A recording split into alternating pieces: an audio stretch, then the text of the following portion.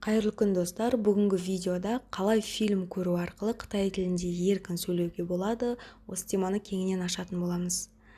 Ең алдымен фильм көру бұл қандай проблемаларды шешеді, соны айтып өтейін қысқаша.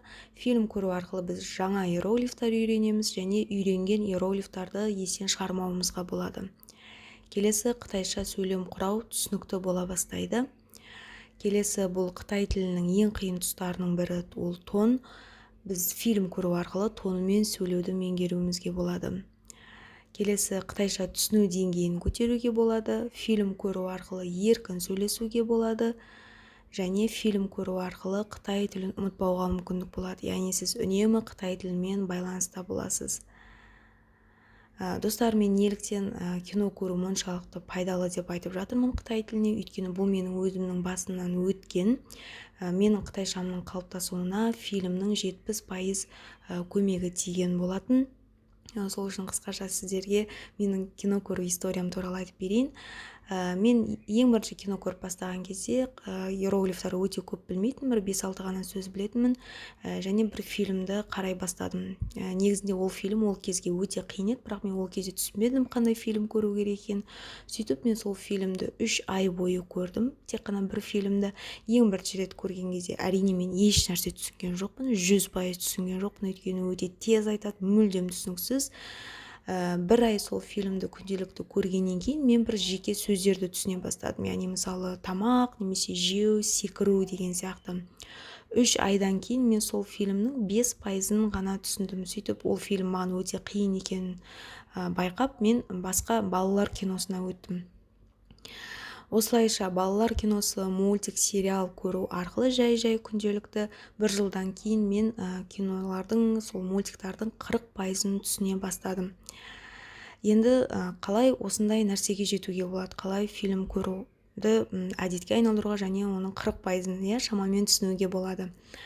Ең бірінші бұл фильмді Қытай тілін үйренудің жолы деп қарау. Мысалы, сіз Қытай тілін үйрену үшін арнайы сабақтарға барасыз, курстарға барасыз, текст оқисыз, диалог оқисыз ғой. Сол сияқты фильмда бір Қытай тілін үйренудің жолы. Былайша айтқанда, бұны бір материал деп қарасаңыз болады фильм. Яғни бұл материал Қытай тілін үйренуге арналған. Мынандай бір қате түсінік бар, мен фильм көрсем өзімне өзім түсініп кететін боламын және өзімне өзім сөйлейтін боламын дейтін. Жоқ достар, ондай емес. Фильм көруге күш салу керек, яғни оны түсінуге, аударуға уақыт кетеді. Сондықтан мен көрсем болды, түсінемін деген түсінік жоқ. Келесі бұл ескеретін нәрсе, фильм көрген кезде сіз оның ішінде аударған, үйренген сөздеріңізді міндетті түрде жазуыңыз қажет, оны айтуыңыз керек, оны тыңдауыңыз керек және оны қайтадан қайталап көруіңіз керек. Осы 4 нәрсе өте маңызды. Егер бұл 4 нәрсе жасалмайтын болса, фильм көруден ешқандай пайда болмайды. Ол сізге бір түсініксіз, қызық емес нәрсе болады. Сол үшін максимальны түрде фильмнен пайда болу үшін осы 4 пунктті міндетті түрде жасау керек. Және фильм көрген кезде бір ең адамды қажытатын нәрсе, бұл өте көп білмейтін сөздер, фразалар, сөйлемдер кездесетін болады. Достар, бұл өте қалыпты жағдай, оған қатты уайымдамаңыз, мән бермеңіз. Бұл жерде ең бастысы тоқтамау керек. Күнделікті бір азғантай уақыттан бастап көріп, соларды аударып үйренсеңіз болады. Келесі енді фильм таңдауға қатысты. Фильм таңдау бастапқы кезде өте маңызды. Барынша өмірге жақын, диалогы көп келген мультик, фильм, сериал, видеодан бастасаңыз болады. Немесе өзіңіз алдын көріп қойған фильмдардың қытайша версиясын көрсеңіз болады. Және оның ішінде әрине диалог көп болу керек, өйткені бізге бастапқы кезде осындай диалогты фильмдер өте пайдалы. Керек жоқ ешқандай да бір химияға, физикаға қатысты, бір лаборатория, мынандай соғыс, түрмеге қатысты фильмдер көрудің, өйткені біз ол сөздер бізге бастапқы кезде пайдасы жоқ, ешқандай да керек жоқ. Бұндай фильмдерді белгілі бір дәрежеге жеткеннен кейін көруге болады. Екінші ескеретін нәрсе, бұл фильмдарда ескі иероглифтардың болмағаны жөн. Яғни ескі иероглифтар олар мыналар.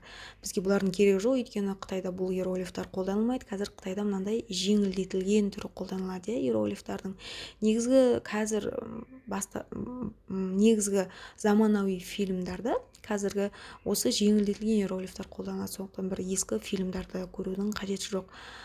Достар, жалпы фильм көру туралы түсінікті болды деген үміттемін. Енді келесі видеода сіздерге живой пример ретінде қалай кино көру керек, қалай фильм көру керек, сол жайында айтып өтемін. Міндетті түрде видеоны аяғына дейін көріңіз.